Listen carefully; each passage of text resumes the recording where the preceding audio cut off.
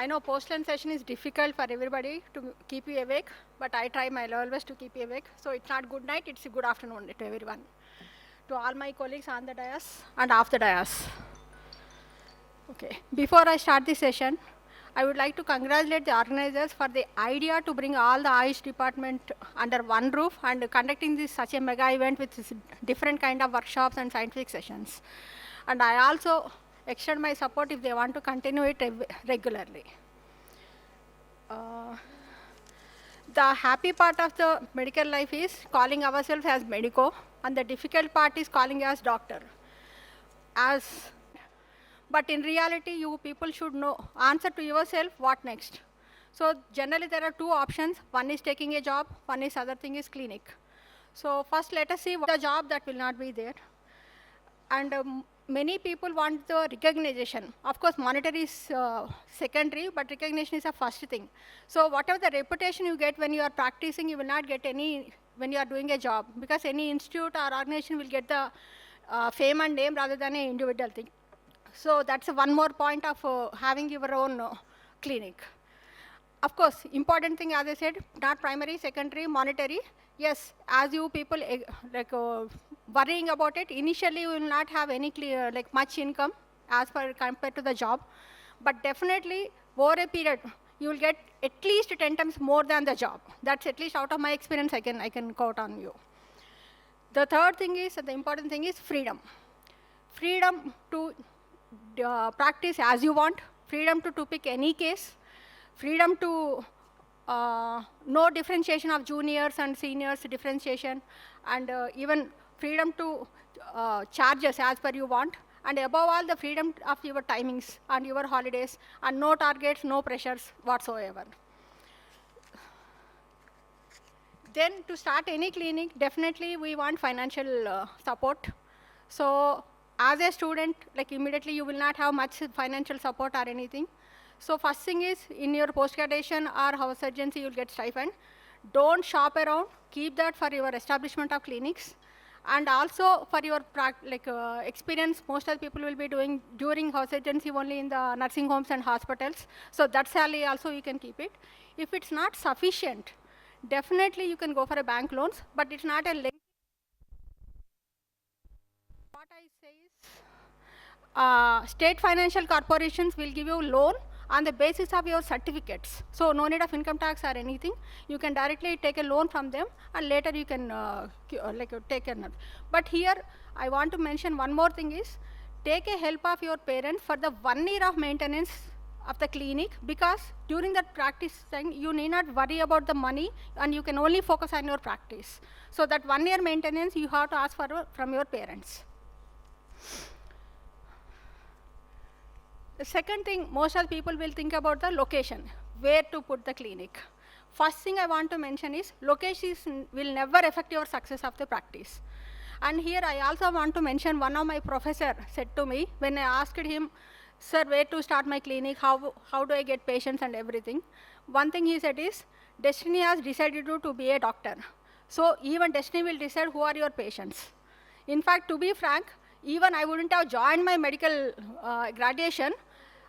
My patients were born, who came once I started my clinic, and I don't know, tomorrow or day after tomorrow, somebody is taking a birth to become my patients. So if you believe in this, you will not worry about the patients, monetary everything, and you can fully concentrate on your clinic. So don't worry about the location and this thing. One thing here I want to mention, choose such kind of area where you have the availability of the transport, so that patients can come easily, like bus stands or auto. Cabin is wheelchair comfort, so that even a patient who is not able to walk can be coming in wheelchair process. And even cabin should be closed cabin, because the patients will be having the privacy in telling their problems, or even while examining you will have a privacy in the things. And also you have proper light, more maximum light in your cabin, so that you can examine properly. Then you should also have view from your cabin to the waiting room, either way of CC camera or Venetian blinds, so that you can hold the what is happening in the waiting room. And in the waiting room, the furniture, one sofa or a bench where patient can lie down anytime it's necessity. So make such kind of one arrangement there. And of course, magazines, including children's story books or a painting books, because nowadays, children, how horrible to maintain them if they are in the clinics. And keep that magazine in all the 3 languages possible, English, Hindi, and Telugu at least. And never have a doormat which has written an welcome. At least it's my suggestion, because we don't want to welcome the patients by being doctors. Then you need to have an examination table. Okay, you have a space, you can have it as a separate examination room. Otherwise, you can include in your cabin also. And use the space properly so that you can have the storing under the examination table or above the examination table. It's a planning what you do. Even when you're starting your clinic also, try to own the premises whenever there is opportunity given at what may go, because you will be there for our lifetime at least. In fact, I fortunately could do it. I think and I believe I'm the only person who started where the clinic. I'm staying for the last 28 years in the same place. And also most of the people think clinics should be near to the main road, accessible and everything. But I suggest never be in the main road, because for 2 reasons. One thing is it's more noisy and dusty. And second important thing is it's more costly. Even to maintenance, it's more difficult. So go for a little bit by lanes so that you will have the accessibility as well as it is not heavily to your pocket. And then the functionality of the clinic. Most of the people think we don't need compounders initial days because there will not be many patients, anything, and it's also costly for us. But I strongly suggest you should have a compounder with you. Because compounder, once who or she or he gives the dispensing of the medicines, you can concentrate only on treating, case taking. So your focus is only on that. Also, the compounder will help you in cleaning. Of course, even help telling about you, your timings, how you what are your rules and regulations, everything. So though it is initially you feel salary is high and everything, but the compounder will give you more focus, more time to concentrate on the patient rather than the other small things. So try to have a compounder. Then have the case sheets easily filing system. And I use an alphabetic order rather than a numbering, because it's very easy to remove, to search instead of numbers and anything. If you say A, B, C, that's a better idea.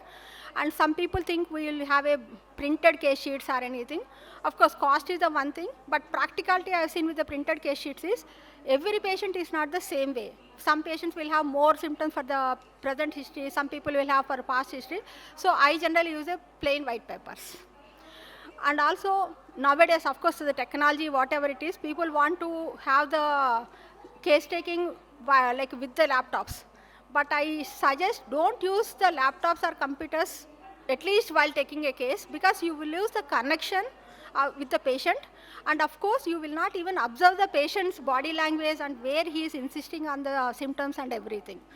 Maybe later you can retype, or you can take a help of somebody to store the things in the system, but not while taking the case taking.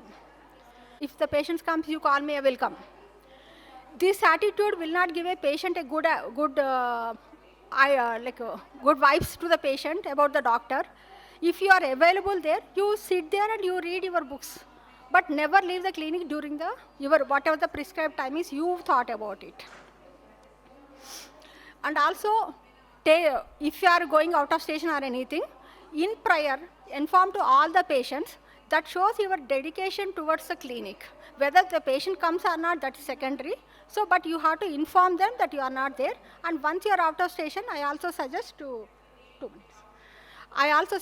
stick a notice on the board that you are not available so and so date. And of course, the consultation fee, you can choose whatever the way you want to. You can make 2 different ways. One is a fee and medicine charges, or you can combine both. Here I want to give one small suggestion. Most of the people charge monthly. I suggest weekly, because it's 2-way again connected. One thing is, though you think money is secondary, every week if you're not seeing some money, your tension will be more. And second thing is, even in a monthly basis, for patient, it looks like a big burden. So if we make it weekly, that will be a convenient thing.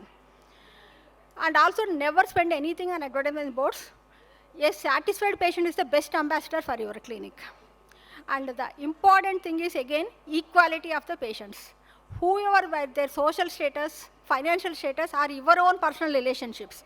Treat all the patients equally, not that you know them or anything. Whatever the system you made it, either by appointment or first come first service, stick on to that. Equality is the important thing, because there for everybody you are only a doctor, no other relation you are sharing with them. And the ethics, which nowadays most of the people are trying to ignore. Never share your information of the one patient of the information of any illness with any other patient. Sometimes in a flu, like flow, we will say that I have treated your neighbor with so and so disease, or your brother came to me, anything. This is a very wrong ethically. Never do that. Even though patients are related, you never do that, because that's the basic medical ethics. Okay, if the patient wants you to take in presence of them, you can discuss. And second thing is, whoever the doctor comes to visit your clinic, immediately after your next patient, you attend them, because they are your part of your family. Of course, there will be, once you know they are real doctors and some cracks. I happen to see 3 people who are not qualified doctors, but it is so, but you have to. And also I suggest, don't charge them, because they are part of family, the doctor and their parents and the spouse. If it's difficult for you, at least don't charge the consultation fee, but at least you can take the medicinal charges. And definitely I know that this will help for new practitioner, definitely. Now we'll start our paper presentation.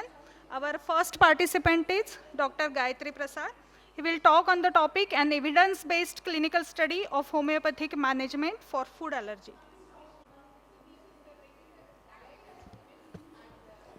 Good afternoon to one and all. So I'm Dr. G. Gayatri Prasad, coming from MNR Home Medical College.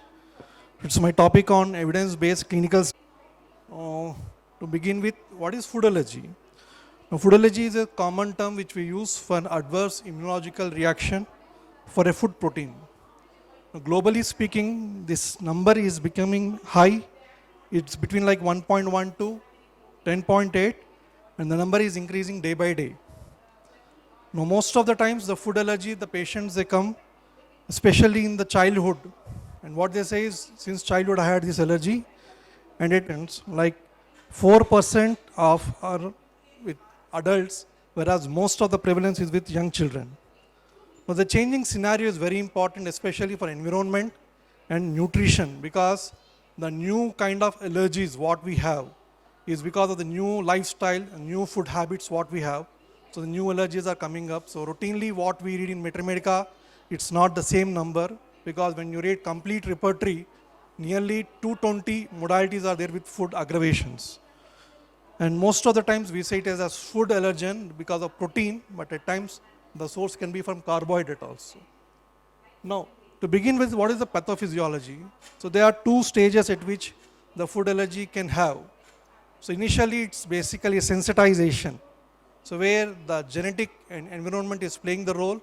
First time the person has ate that food allergy, it's basically from animal source or from protein, from plant source. He will have the sensitization where the T4 helper cells, mast cells, eosinophils, they all get sensitized.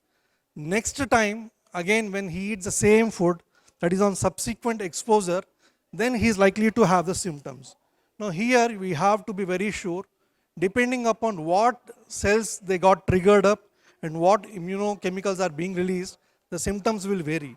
Especially if it's acute symptom, we have to think for mast cells and basophils, whereas for others, it is with other T lymphocytes. Now, when patient they come to our OP, they have a common term, they say adverse food reaction. In this, there are 2 terms. One is food intolerance, which is not our subject. The other thing is food allergy, that is our subject. What is food intolerance? Where a patient had a food, only he had a problem, or when food was a problem and everyone got infected. It's not our concern. Our concern is something else, where food is a problem with this particular to your clinic. After having food, within minutes, 2 hours, they will come to your clinic Normally, they have a lot of respiratory issues like rhinitis, coryza. At times, they have skin itching. Sometimes it can be urticaria. So the symptoms can be local, like it is only in the mouth, pharynx. Sometimes the whole body can get infected. It can be local to global. And the very severe form is, as you know, anaphylactic reaction, which is very, very danger in its form. What about the other one, that is non-IgE? Now here, as I said, it is not the IgE, but it is the T lymphocytes get involved. Now here the symptoms can be skin, and many times the skin and GIT get involved, where you see a lot of colitis because of eating food, vomiting, diarrhea, gastric symptoms. So presentation wise, as I said, IgE is having separate presentation, which are very early in its onset, and non-IgE is late in its onset with different presentations. Now, to next, how a doctor will investigate this. Now, one of the very commonest investigation is SPT, that is skin prick test. In that, the food allergen which he is sensitive, that you have to identify and you have to pierce it under the skin, and he will have these allergic symptoms. Next is blood test, which almost everyone will know, that is IgE as a parameter. Number 3 is elimination diet. What is elimination diet? Like we ask the patient not to eat this food for quite a long time. And when patient is not eating, he is not having. That is number 3. What is this? Elimination means not to eat, not to have. What is number 4? The exact opposite to number 3 is 4. When you have, then you will suffer. So this is oral food challenge test. So 3 and 4 are extremely opposite. Now how a conventional doctor will treat this? First he will identify, he will ask for some examination, then he will get all the tests done, and the last he will give a medicine, a standard medicine with the name epinephrine, which is a standard medicine from modern medicine point of view. But to be very frank with you, this medicine is having a lot of adverse reactions. So conventional medicine is not good in this sense. Other than that, they have some other second line medicines with the name albuterol and antihistamines. Now what are albuterol for? Albuterol is generally given for respiratory symptoms like asthma and coryza. Whereas antihistamines, they are like cetirizine, what we everyone know, Livocit or cetirizine or diphenhydramine. They all give for mild form of symptoms, and they don't directly act on mast cells and basophils. So conventional system is having a good drug with a lot of adverse side effects, and other drugs are not good as such. Now this is the one area where you have to score as a homeopath, because conventional system is failing over and a modern medicine is failing, where you can have a little scope. Now, what about homeopathy? Am I the first doctor to do? Many doctors have done a lot of articles on food allergy. I have taken the last recent article, which is published in 2021 with a doctor named Vaishali H. Shinde. She is basically from CCRH background, and this madam along with 2 others, they have done a study where this madam has cited that what are the food allergies and what kind of medicines we have from homeopathy point of view. In that study and before studies, they didn't cited how many patients they have seen and what medicines they have given. Now, this is a research gap which we have as a scope, and on this we have started our study and we have started our research study as such. Now here we have given the medicines on the line of specific remedy. So what was the allergen and what symptoms it had, or at times after specific remedy we went with constitutional remedy as second line of treatment, and every time we considered what was the food allergen, what symptoms it produced, and what intensity it had and what system it had. Now, standard repertories have a lot of recent researches on this, like egg, what are the medicines we have, like wheat, what are the medicines we have, milk, banana, etc. So it's not new. A repertory will tell these are the medicines, and we can take this aid in our research. Now, how we have done this study? Now, this study we have done in MNR Homeo Medical College in the year 2022, where we had patients from IPD, OPD, CAMS, and some peripheral centers. So nearly 20 patients we have taken for our study, and they all had a history of allergen as a food allergy. Now, here we have done a quasi-experimental design study. Now here the point is I can't go for RCT, randomized control I can't take, because randomized control says you have to give placebo for the control group and medicine for the experimental group. But I have all 20 patients with allergy and I have to give some medicine. So I can't go for RCT. So I have to go for the other one, that is quasi-experimental design. Now inclusion criteria, who had, and exclusion, who didn't had. Yeah. So the study was done for 4 to 6 minutes, for 4 to 6 months, and we had some tools like complete repertory and Murphy repertory, and these are our results. So we had 8 patients female, 12 patients, 8 male and 12 female, and age group I have taken 15 to 50. Likewise, I had many allergens in my study, like 6 months of study, I had different allergens, and these are the cases where I had lot of medicines. Like some had respiratory, some had GIT, some had only headache, which is a non-specific symptom of food allergen. Now upon this, what is my result? So 13 patients have given relief, and whereas I have some partial relief where there was not much improvement, and last there was no relief. So is this my end of the study? It's not the end of the study, because still some loopholes are there. For example, these are my limitations which somebody can overcome in the near future. For example, sample size is 20, very small. Then age group, which was 15 to 50, it's very limited. All for giving me this opportunity, and I thank the organizers, especially Vaidehi madam, for giving this opportunity in a short span of time. Thank you.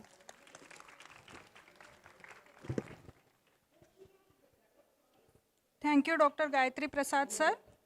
Our next participant is Shweta Goyal. She will talk on the topic Ayurvedic approach in the management of childhood nephrotic syndrome, a case report. You will get 10 minutes every. The Department of Kamara Bhritya, All India Institute of Ayurveda, New Delhi. The topic for my paper presentation is Ayurvedic approach in the management of childhood nephrotic syndrome, a case report. So,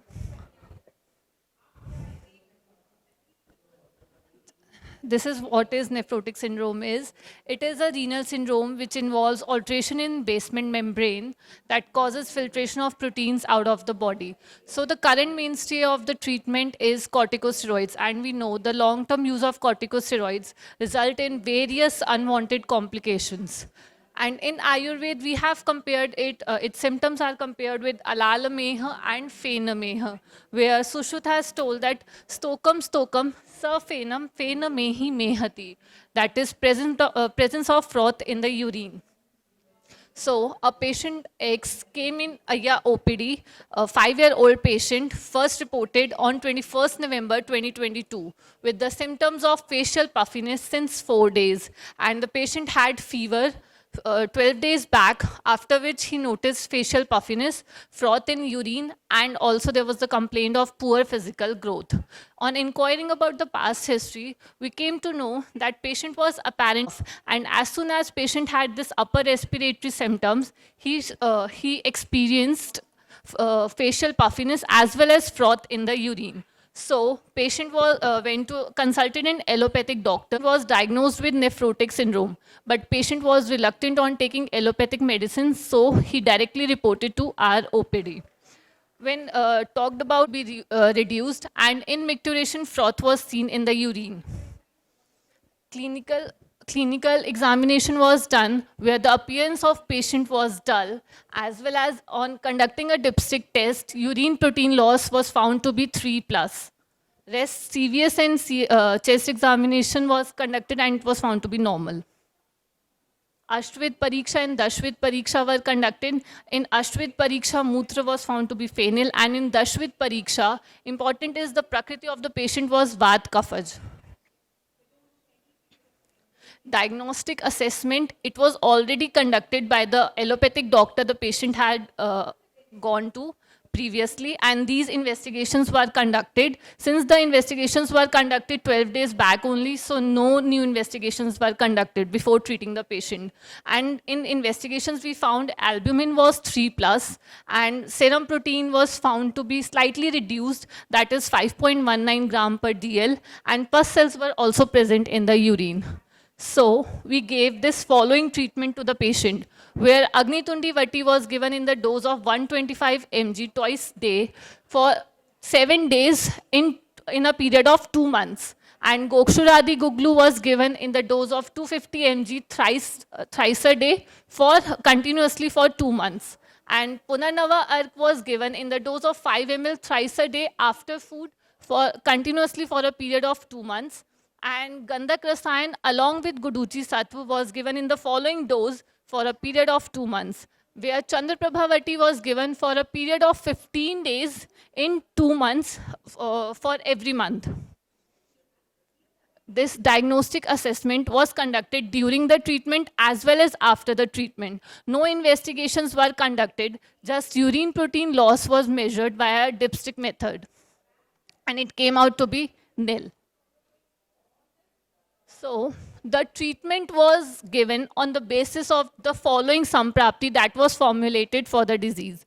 We saw that when a patient takes Kapha and Meda Vardak Ahar, then it leads to Kapha Prakop in the body that causes Agni Mandya. Agni Mandya leads to arm formation. And this arm formation, when goes to Vrika. Why Vrika? Because Vrika is considered to be the sthan of Meda by Charak, a drug of choice in the treatment of Medovaha as well as Mutravaha Srotasa Dushti. And also it is found to be a potent anti-inflammatory as well as a hypolipidemic agent. We know hyperlipidemia is a common symptom found in the patients of nephrotic syndrome. And then Agnitundi Vati was given. Since we saw in the Samprapti, Agni Mandya was the major cause of the entire manifestation of the disease. So Agnitundi Vati has, due to its Deepana Pachana Tikshna Ushna Gunas, it had Am Pachaka effect. Next, Punarnava Ark was given. It is a strong, potent immunopotentiator, antioxidant, as well as it possesses significant diuretic action. Therefore, Punarnava Ark was included in the treatment protocol. Along with Chandraprabhavati, it is a strong it possesses strong rasayana properties, and also it has Deepana Pachana properties as well. So it basically Chandraprabhavati has its action over Dhatva Agnis, leading to Am Pachana, and this Am Pachana comes out of the body in the form of kled via the Mutravaha Srotas. Thus, it helps in reducing the avil mutrata, that is froth in the urine. Then after Chandraprabhavati, Gandak Rasayan was also added in the treatment protocol, keeping in mind of its rasayana properties. That is, it increases tissue quality as well as it prevents tissue damage. We know in nephrotic syndrome, podocyte damage is taking place within the basement membrane. So keeping protective activity as well. Hence, the Ayurvedic protocol that was administered, we were successful in reducing the symptoms of nephrotic syndrome, as well as the treatment protocol showed no ADRs. Therefore, we are expecting a detailed research for assessing the effectiveness of this disease on larger scales. Thank you.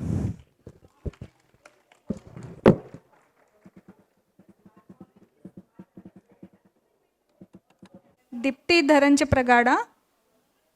Dharani, okay. And her topic is Yoga and Mudras for Autism, Epilepsy and Other Symptoms, a case study. Namaste everybody. I am Deepti Dharani Pragada, yoga teacher and a mudra researcher. Beside me is my father, Dharani Pragada Prakash Rao. He is a yoga charya and a mudra specialist, as well as a vice president in TYTCC, Telangana Yoga Teachers Coordination Committee. May I request my father to be please seated?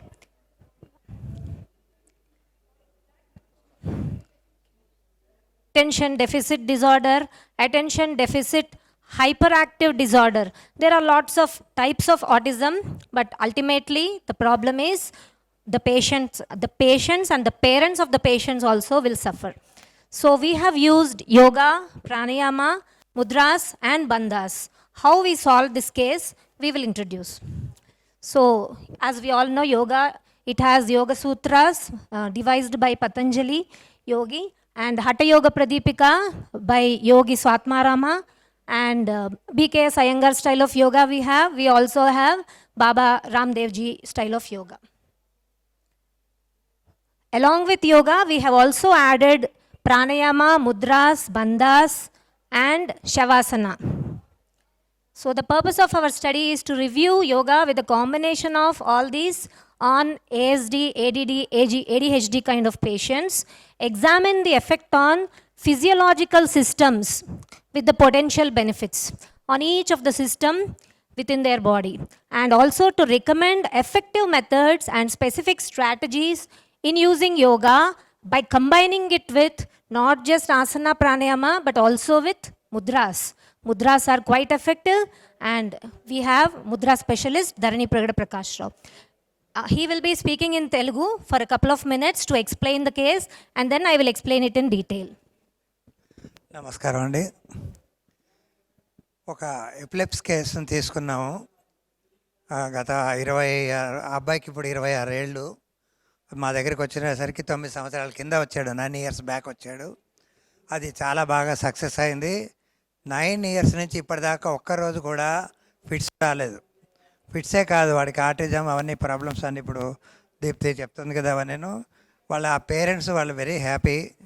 వాళ్ళు రెండవది ఆ అబ్బాయి work కూడా చేస్తున్నాడు, చక్కగా exams రాసి pass అయ్యాడు, చాలా విషయాల్లో డెవలప్ చేసుకున్నాడు.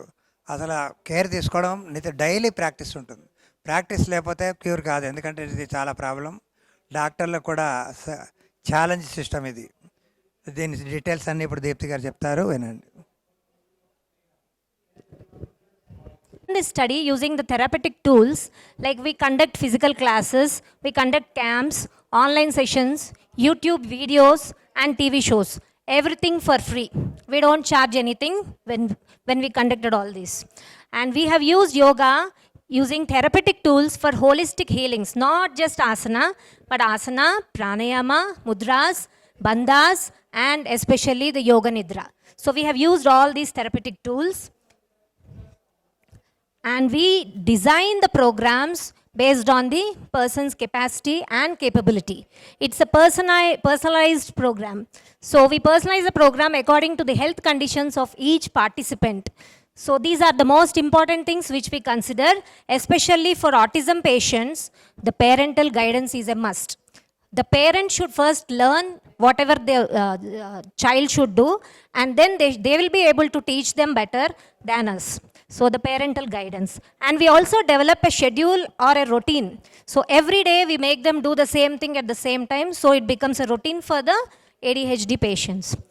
And modeling, we model and repeat. We keep repeating them by giving a particular model to the parent. Ask them to teach the person in the same way every day. Slowly, they will also teach them using physical prompting, verbal cues and visual cues. So if it's very difficult to teach yoga to an autism patient, I hope you all can understand that. So just to make him do pranayama, it is not easy. So the parent has to keep on practicing in front of the child, and the child will slowly develop, observe and start practicing. So, and we also modify the poses according to the person's capability. We can't make them do every asana that we want in the steps that are designed. So we modify the steps according to the condition of the patient. And we give them visual supports, because especially autism patients, they see others and follow. So that is the most important thing. And we keep on repeating, do this, and we have to do that and then show, then only they will do. And if I or my father go and tell him, he would never do. So it has to be his parent who he trusts. And freedom to choose poses for sequence. Once he enters into that routine, so we should give them a freedom to choose. Okay, we finished this asana, what next? So they will now tell, okay, I would like to do this. So that way we give them the freedom to choose the poses. So this is a special case. His name is Hari Krishna. His mother is now very happy. They came to us 9 years ago. So we conducted this study from March 2014 for 9 years. A special and severe suffering autism patient. He has hyperactive autism, ADHD. Pre-health conditions and treatments were taken. Everything we have noted down. Stage-wise suggestions for holistic healings were given, and trained. And we have observed stage-wise results and noted them. And before and after picture also we have noted down. So this is how we designed the study. So what all tools we used on him? Walking. So first he came to us with obesity. He was 105 kgs. He was around 16 years old at that time, 16, 17 years, 9 years ago. So 105 kgs, no focus, no attention, nothing. He doesn't listen to his parents and no concentration. So, and it's very difficult to make him do directly yoga. So first we suggested his parents to make him do walking. And Padmasana, that changed his life. Padmasana with Jnana Mudra. Jnana Mudra is something which connects the thumb and index finger tips. We have pituitary gland connection to the thumb finger, pineal gland connection to the index finger. When we join these two fingers, the pituitary and pineal gland connections, the energies will flow by removing the obstacles, the blockages in the energies. So these two, the Jnana Mudra in Padmasana posture especially, helped him slowly. And then we suggested Anuloma Viloma Pranayam. I'm not explaining how we do this, but again, Bastrika Pranayam, Kapalabhati Pranayam, Brahmari Pranayam in Shanmukha Mudra. Oksa chupistava, Shanmukha Mudra. Shanmukha Mudra. So this is Shanmukha Mudra. 2 fingers on the eyes, 2 fingers near the lips, 2 fingers closing the ears and making a humming sound after inhaling. Inhale and slowly hum the sound out while breathing out. So this is Shanmukha Mudra. So he was made to practice this mudra for Brahmari Pranayam and Omkara chanting. So these are all the tools we used. And we also modified some poses of yoga for him. Surya Namaskaras, Vajrasan, Mandukasan, Viparita Karani Mudra. This is like Sarvangasan slightly, but this is Mudra, Viparita Karani Mudra, the inverted posture with legs up. The toes should be straight towards the face. So that should be the angle when we do the Viparita Karani Mudra. Just imagine how difficult it would be for us to make an autism boy to practice all these. And Navasan, lying straight on the floor with hands up and rolling forward and backward. So all these he was made to practice gradually, not on the first day. Also the foods we suggested for him for his obesity: lukewarm water with a lemon, soaked and boiled water with cumin seeds, and soaked almonds. So these 3 foods only we suggested. We are not nutritionists, we are not very good at food, but still my father suggested these foods for him. And the results we observed: epilepsy never repeated after 2015 February 4th. Within few months after they reached us, epilepsy never repeated. It used to happen every 15 days. Every 15 days, that huge person used to fall on the ground with epilepsy, struggling himself. Just imagine his parents' situation. That never repeated. Slowly, after 3 months, the frequency reduced.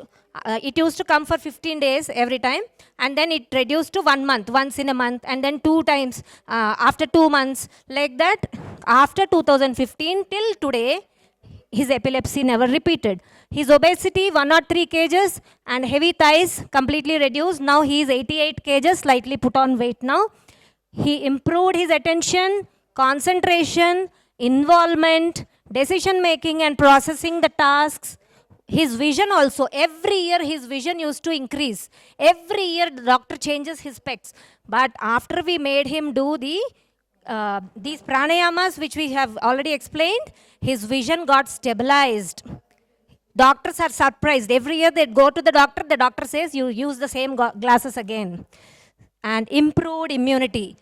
Earlier, before they came to us, every month he used to fall sick. Every time he used to get cold or cough or fever. But since 2015, he did not get cold or cough also. Just imagine his condition now. By the way, we have a testimonial video spoken by his mother, so you can validate it. Results. So epilepsy once in every 15 days, now never repeated.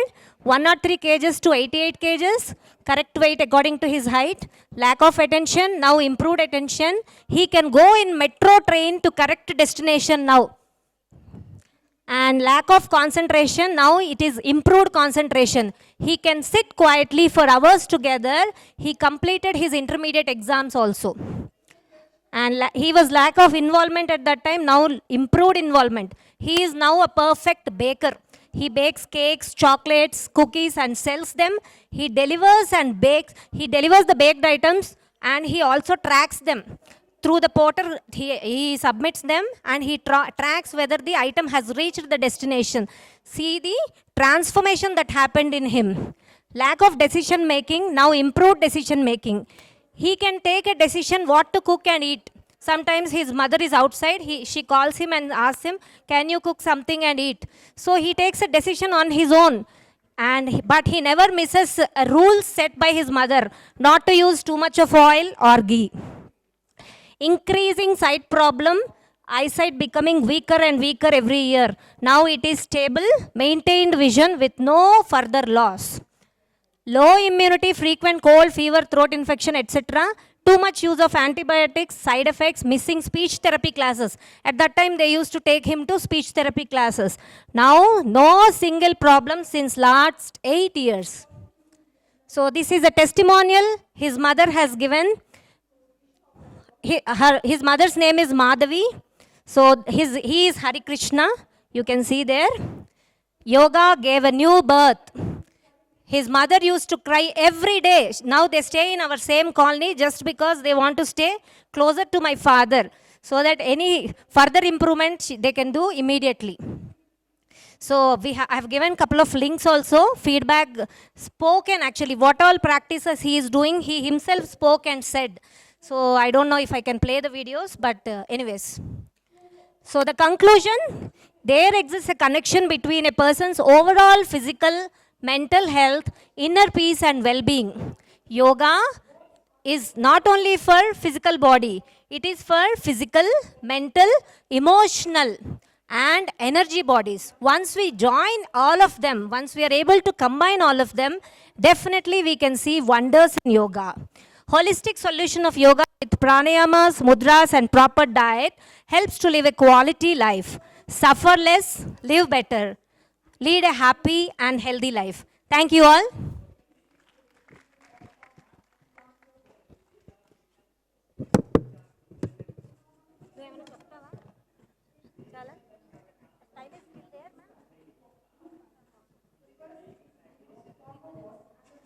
And I think this is very new and interesting topic for many people.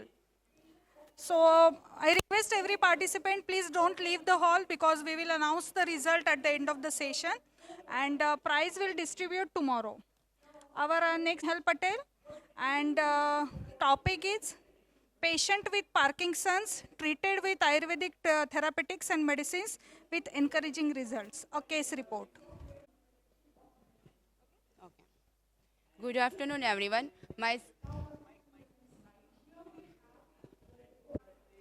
purpose of the study of Parkinson's disease aims to deepen our understanding of the condition, improve diagnostic capabilities, develop effective treatments, and ultimately enhance the lives of individuals affected by this neurofear, anxiety, depression, and headaches in 6 months. On examination, respiratory, cardiovascular, gastrointestinal, no any symptoms, or neuropsychiatry symptoms like anxiety, depression, and expressionless face. Motor function, tremor at rest in both upper limb, rigidity in both upper limb, slowness of movement, fascinating gait, hyperreflexion, biceps, triceps, and supinator jerk. Medical history, he was diagnosed to have Parkinson's disease before 2 years. He was taking following allopathic medicine since last 2 years, tablet Indopa and tablet Resagiline. With this treatment, he was not benefited, so he came to our hospital. Design of the study, Sarvang Abhyang with Narayan Tel and Sarvang Snedan with Nirgundi Patra for 2 days just after admission. On third day, After Abhyang and Swedan, he got Mrudu Virechan, Arantel 40 ml plus Din Dal Chuna 5 grams with Draxakvat. With that, he had 12 Vega in Virechan. Abhyang with Narayantel and Sarvang Swedan with Nirgundi Patra was continued after completion of Sansajan Kram.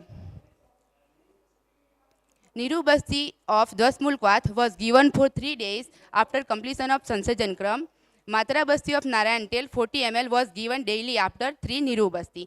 Nashya with Narayantela 8 drops at morning. Kati Basti and Siro Basti of Narayantel. Oral medicaments. Bala Mulkwat 40 ml twice a day, Kapika Chuchuna 5 grams thrice a day, and Aswagandha Chuna 3 grams twice a day with 1 glass of milk. Abhyantar Snehpan with Narayantel orally 20 ml mixed with Bala Mulkwat twice a day. Kampataridas and Bruhatvat Chintamanidas 250 mg twice a day with lukewarm water. Result: before treatment and after treatment, patient had continuous tremors which are decreased and it occurs only in morning for few minutes. Stiffness and restricted movement of neck which patient doesn't feel after treatment. Patients took tablets Indopa and Rezagilin which does is reduce tablets Indopa plus 1 tablet twice per day and tablet Rezagilin is now stopped. Associated symptoms, headache, anxiety and depression not now are present. Discussion: Parkinson disease and Ayurveda. Kamp and Vestu are mentioned as disease condition in Vat Vyadhi chapter and also including Vat Nanatmach Vyadhi. Kampvata is mentioned in Baswaraj. All these clinical features of Kampvat can be correlated with Parkinson disease. It is one of the Vat prominence disease. So that's why main line of treatment should be done according to Vat Vyadhi. All of the first, we gave patient Mrudu Virechan followed by 3 days Sarvang Abhyang and Sarvang Swedan. After completion of Sansajan Kram, we continued Sarvang Abhyang and Sarvang Swedan. Snehas Guna is Snigdha and Guru which subside Vatas Ruks and Laghu Gun. Swedan's Gun is Ushna which subside Vatas Sit Gun. Mrudu Virechan with Snehan Dravya is indicate in Vatvadhi's treatment in our classics. We administered Narayantel in patient as Nashya, as Matra Basti, as Siro Basti, Kati Basti and as Abhyantar Snehpan. Its main content is Til, Tela, Bala, Aswagandha, Rasna, etc. They all are mainly Vatnasak. Narayantel's Guna is Snigdha, Sthir and Ushna, which subside Vatas, Ruksha, Chala and Sitagun. Vatas Jal Guna is more aggravated in Parkinson disease which create Kamp. It is specific characteristic of this disease. We gave Kapika Chuchuna and Aswagandha Chuna. These both are Snigdha and Sthir in Guna, which subside Vatas, Ruks and Chal Guna. And they both are Ushna Virya, which subside Vatas, Sit Guna, which is responsible for rigidity, which also important character of this disease. We gave these Chunas with milk. They all are Vat, Nasak and Balya. We know that in Parkinson's disease, dopamine level is decreased and Kapika Chuchuna is also natural source of L-dopa. We gave Kampmatariras is contains including Tamra Bhasma which is Tridosh Samak and Ras Sindura as the best Rasayana. We gave Bruhat Vachintamaniras was also given as it is a yoga which contains Ropya Bhasma, Abrak Bhasma, Loh Bhasma, Braval Bhasma etc. which was having rejuvenating, antioxidant, immune modulating and strength promoting action along with Vat her Rasayan properties. So it is used in treatment of Kampvata. We gave Bala Mulkwat in Charak Sutra 25. Acharya Charak mentioned that Bala is Balya and Vatharanam. It is used as tonic and to activate the function of the nervous system by increasing blood circulation. It gives strength to nerves. Conclusion: the patient shows encouraging result during the management of Parkinson disease with given Ayurvedic treatment. The improvement obtained may be attributed to this disease-modifying effect of given Ayurvedic treatment by means of its Rasayan and Vat Kaph Samak effect. This treatment approach is safe, effective, and economic alternative. And in a difficult condition where conventional treatments are beyond the financial capacities of a common man of the country like India, this therapy can be hopeful and promising. Thank you. And Bahuga, where Ava means dysfunction or deterioration, and Bahuga is the part from the Kaksha to the Ankulis. So it is one anthologies and coming to the Marma Chikilsa, Marma are the vital points in the body where prana is located. So, choosing the technique of choosing a particular fingers to stimulate the marma point is called kaibagam, and the application method is called seibagam. And the matrai means the method of touching the first bond joint of the thumb, like this part or the side on the tip of the thumb, that is half matrai pressure. And the soft pulp portion of the middle finger can be used, and the pressure can be 1 matrai or 3/4 matrai, half matrai. So, and ahubahuka, it is mentioned, amsamula sthido vayu, sira sankochi tatraka, bahu praspanditaharam janayit avahukam. So, the vayu located in the amsa will cause sira sankocha and cause restriction to the movements of the bahu. So, this being the marmabhigata can be a cause for the avabahuka nidana, we can choose stimulating the marma points. So, it is a non-invasive technique, and varmam, it's the subtle energy that helps in the proper functioning of body and life force. So, in varmology, marma is, the term is used as marma. So the design of the study, she was a 35-year-old female patient. Actually, she was also a doctor by profession. She had no history of diabetes mellitus or hypertension. She had complaints of pain in the right shoulder with restriction of movements aggravated in the past 15 days. And her personal history was okay, but sleep was too much disturbed due to pain. And on inspection, deformity, swelling, and muscle wasting, everything was absent. But on palpation, tenderness, and local rise of temperature was present. And the special tests like apply scratch, reverse apply, everything was positive. So this was the assessment which was taken before the treatment. The pain VAS score was 9, and the goniometer examination score shows the range of movements of the right shoulder joint. Flexion was 80 degree, extension 20, internal rotation 50, external rotation was 40 degree, abduction was 80, and adduction 0. And these are the scores which we assessed before the treatment. So it is a shoulder SPADI score, it is a shoulder pain and disability index score. And dash score is the disability of arm and shoulder and hand score, and the simple shoulder test score. So this SPADI score was 95.38%, dash score was 77.5, and simple shoulder test was 16.7. So the intervention which was carried out was marma chikitsa. It was done for 7 days, like once in each every day. And this was the purva karmas, like the vitals were checked, patient were advised to pass nurture urges. And pradhan karma, like subject was advised to sit comfortably, and the points were located in the upper limb and the back, and each varma points were pressed. So actually, these are the points which were selected for doing the technique. This can't be explained in a single presentation, so I just explain this in a single slide. This is the point like Kurcha, then Kurcha Shira, Manibanda, Kurpara, Ani, then Kaksha, Kakshadara. Then in the Vermaldi technique, there is a mentioning of 2 points. We can stimulate the 2 points by touching alternately. So we have used like Inai Varmas, then Amsa, Krikatika, and Amsa Falaka. These Marma points were stimulated, like pressing and stimulation. And these are the results after the treatment. The pain VAS score was reduced to 1 from 9, and the goniometer examination shows the improvement in the range of movements. And even the SPADI score was reduced to 16.1, and the dash score was 19.2. The simple shoulder test score was actually improved, like 83.3%.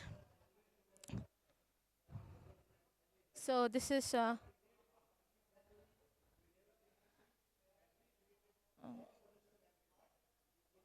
video. No. Play.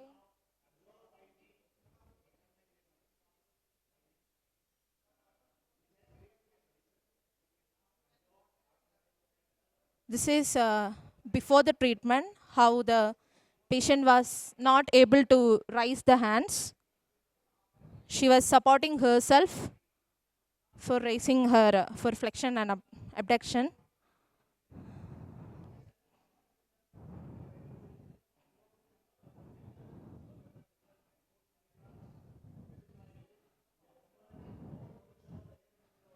she was explaining how difficult for her was to move the hands, and it was stiff holding her. Without support, she was not able to rise actually. Can you just play the second video? This was just after the treatment, just after treatment. Now you can see her raising her hands freely without support. She was able to.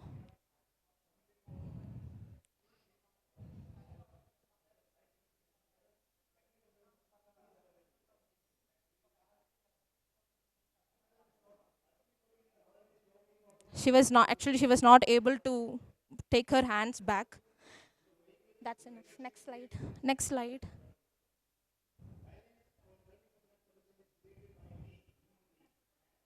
So this is the photographs, like you can see.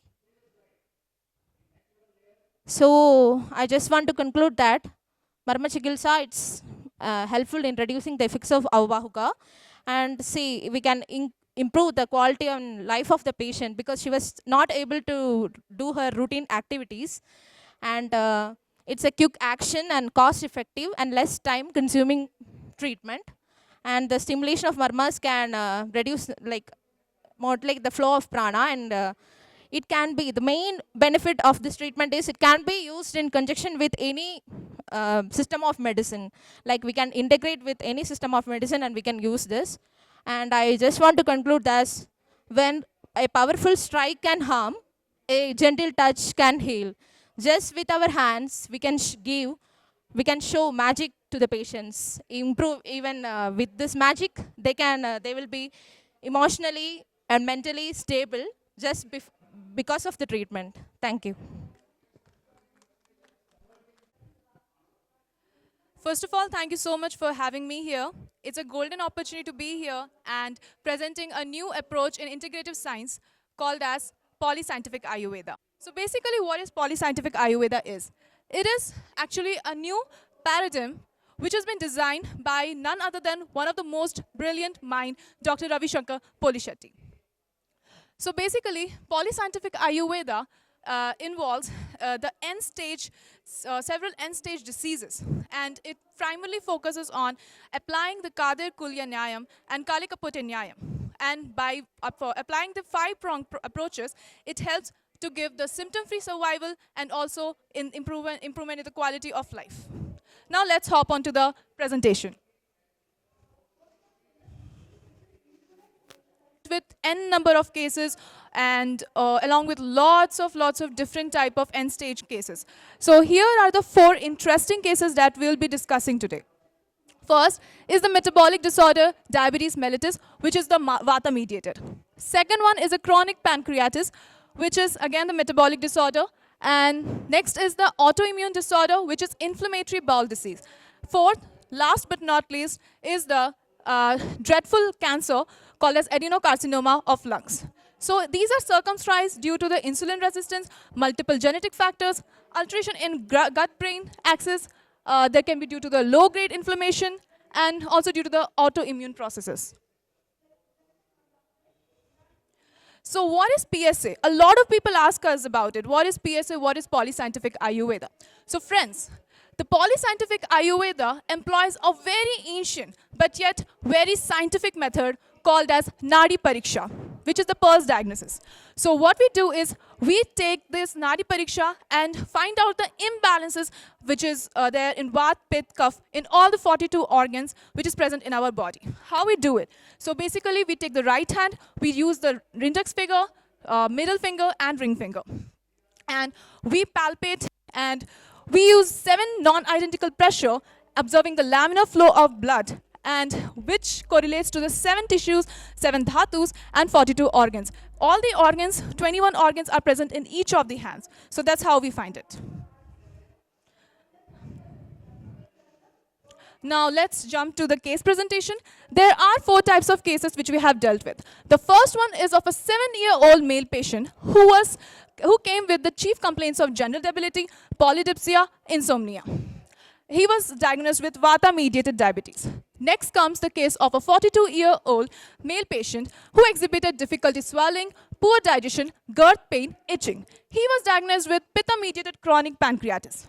Third is of a case of 32-year-old male with chief complaint of abdominal pain, diarrhea, weight loss around 5 kilos, and he was diagnosed with Vata Pitta-mediated IBD, which is Dvandaja. Fourth, not the least yet, is of a 59-year-old male patient presented with loss of appetite, weight loss of around 6 kilos, and 4 episodes of emesis per week. He was diagnosed with Pitta-mediated adenocarcinoma. Now let's check the pulse diagnosis, the Nadi Pariksha, in the first visit and the recent visit. As you can see in the Vata-mediated diabetes, you can see that there is Vata in almost all the organs. So here the CVS means cardiovascular system, in IS means immune system. So here in immune system there is Vata in moderation and Kapha in moderation. In cardiovascular system there is Vata in mild and Pitta in mild aggravation. Then in liver there is Vata in moderation and Kapha in moderation. This was the diagnosis done on 31st of July 2020 by our own Dr. Ravishankar Polishetty. Now, after 3 years of vigorous treatment and being on polyscientific Ayurveda treatment, his nadi came to within normal range, and now he is doing very fine. The 5-prong approaches, which has been which comes under the polyscientific Ayurveda, has been done. The APT, ATL, IMD, migraine, penicillin, biotin, these medicines are the in-house herbal formulations that we prepare and we have given them. And there were 5-prong approaches which consist of the dietary changes, the yoga, anointing, then panchakarma, and many more. Detoxification procedure is also one of that. So now he is only on penicillin, which is specifically for the diabetes. And again, this is from our formulation. And most of the medications are weaned off, and he is on normal diet, which is quite astonishing. Next comes the pitta-mediated chronic pancreatitis. In his first visit, there was moderate to severe pitta all over, and in liver there is kapha. And he visited us on 27th of Feb 2022. Again, the 5-prong approaches were done. He was on the pitta-pacifying diet for 8 weeks, and later on, within 1 year of treatment, his chronic pancreatitis has been cured. Though, in between, he was a little, was off the treatment. So this is the reason why you can see in the prostate and in the pan, there is kapha in moderation. But he is doing very well. Next comes the Vata Pitta mediated, the Dvandaja IBD, in which in his first visit, in the gastrointestinal tract, there is moderate Vata. In immune system, there is Vata in moderation. In right respiratory tract, there was Kapha in moderation. So, and now, after being on treatment for almost 2 to 3 years, there's only Pitta all over mild. His quality of life has improved. And also, he is on normal diet. And yes, his bowel movement also improved. Next comes the final Pitta-mediated adenocarcinoma of lungs, where in his first visit, you can see in his CVS, cardiovascular system, there is Kapha and Pitta in moderation. In his immune system, there is Kapha and Vata in moderation. In his right brain, left brain, there is mild Pitta. So he's been again put on to the 5-prong approaches of polyscientific Ayurveda, and now, after 3 to 1 year of treatment, only in gastrointestinal tract and in the cardiovascular system, there's moderate to severe Pitta, but his adenocarcinoma has been cured very drastically. So now he's continuing the medicines, allopathic medicines, but it's on the wean-off protocol. So the results are, in the Vata-mediated diabetes mellitus, post 3 years of the PSA treatment, islet cell antibody has been, before the PSA treatment, was 2,158, but it was dropped down to 195 by the Jan 2022. And in glutamic acid decarboxylase, it was 48.01 in the Feb 2019 before the PSA treatment. Now it's 8.76, which is a wonderful milestone for us.